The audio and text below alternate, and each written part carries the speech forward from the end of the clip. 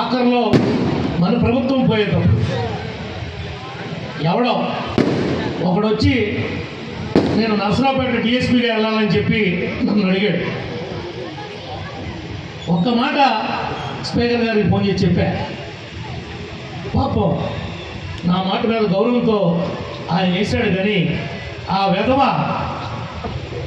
పార్టీకి సహకరించరా.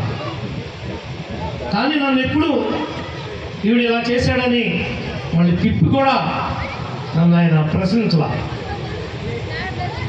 కానీ అలాంటి వ్యక్తి యొక్క ఆశయ సాధన కోసం రాజకీయాల్లో అవకాశాలు వస్తాయి. తమ్ముడు తొందరపడద్దు.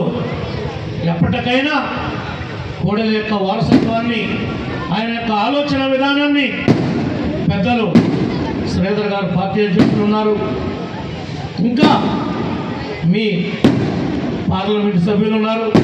మీ భవిష్యత్తు అంతా ఈ పార్లమెంట్లో ఉన్నటువంటి ప్రతి నాయకుడి యొక్క భవిష్యత్తు వాళ్ళిద్దరి యొక్క భుజస్కంధాల మీద ఉంది. అందరూ కలిసికట్టుగా పనిచేయాలి.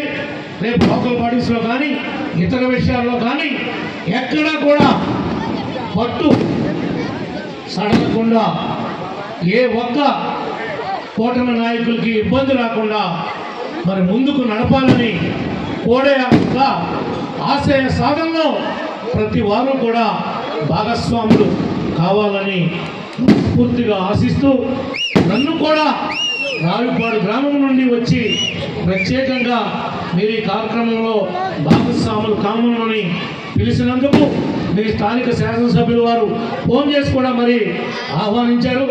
కానీ నేనే మరి కృష్ణదేవరాయలు గారిని శ్రీధర్ గారికి చెప్పకుండా రావడం జరిగింది.